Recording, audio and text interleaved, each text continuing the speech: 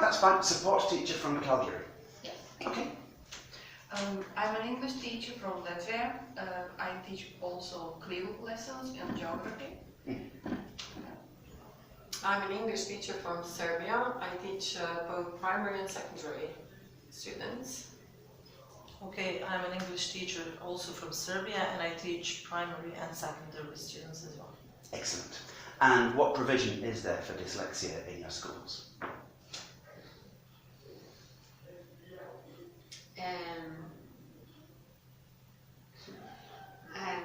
I'm not too positive in this sense, because we have many students, and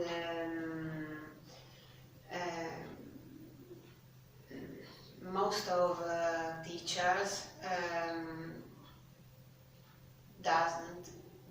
don't understand the problem, what the problem of dyslexia is.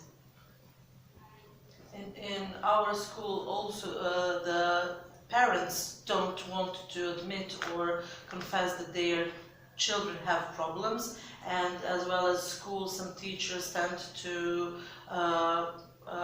pretend that they don't see something wrong with the children. They don't notice or recognize the dyslexia as a problem with children, and they don't want to solve that problem. They just go on with things they do and pretending that everything is okay.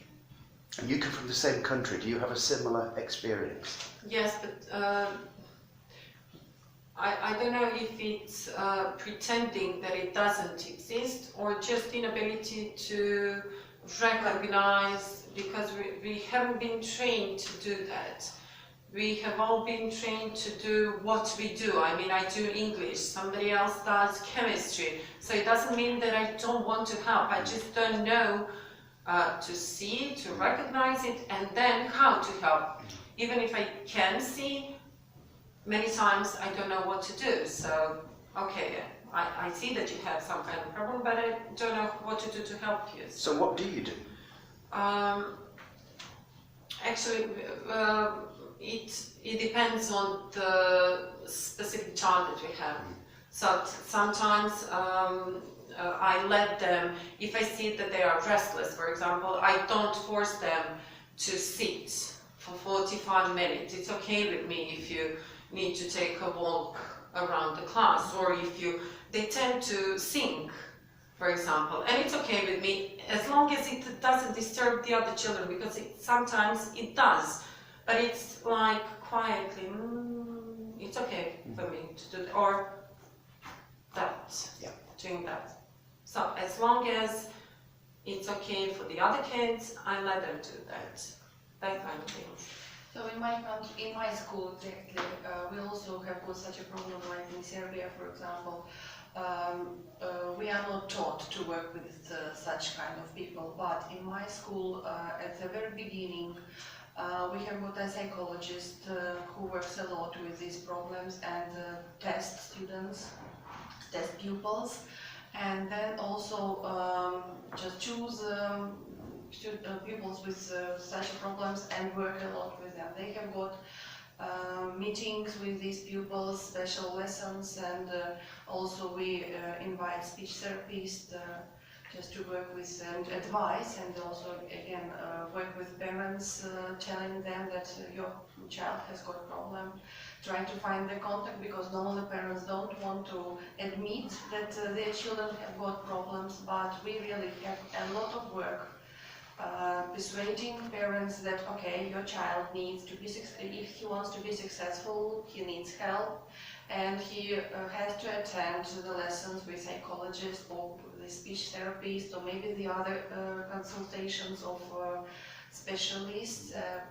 But we advise, because officially these children are not recognized that they have got some kind of problems.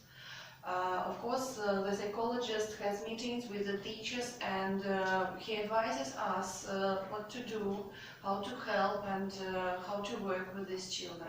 But the psychologist can do that only if the parents are Yes, agree. yes. We can't do anything without parents' permission. If parents disagree, of course we can't progress and we can't take the child to the special lessons. Yeah. And two of you have already said that parents are unwilling Yeah. admit. Normally Yeah. they are afraid because if they have got a kind of recognition, it might cause future problems. He will not get good education, he will not be accepted to study somewhere or to work anywhere. Or So he'll be just- marked Or in a you're group. gonna, yes, in special group, so, and driving license and with the other things. Of course, if it is a high disease and we do kind of work, so we can tell parents first of all, then just if it's a really recognized it's a heavy disease. So of course we even send to specialists, yes, and we say, okay, we will not accept this child to school, and please go to specialist, give special permission or just a paper that, okay, he can study in this school. So in your schools, I'm picking up that people with neurodiversity, special educational needs, would be educated separately. Yes. They are now educated, but in our country just now we have got inclusion, and we are talking about that. So our government, they decided to close the special schools and to join. To join them up. But you say there's no distinction. We haven't special school. Do you think you should, or that you shouldn't? It depends on the level. Yeah, how I guess because sometimes it's really not easy for as in my school is just we have got quite high level of education in our country. We are special in this case, and we work a lot with talented students, preparing them for universities and so on. Of course, it's I have some students that are lower than the others, and for them it's also not very good. They feel that they are not so successful, and of course, so we try to help as much as possible, working individually with the students. But again, just not everyone can go to the secondary school if when they finish the basic school. Of course, we don't recommend them doing that. It's better to go to vocational schools and do some professions than to get academic education and go to universities. Maybe later on he will manage to do that, but not at this level.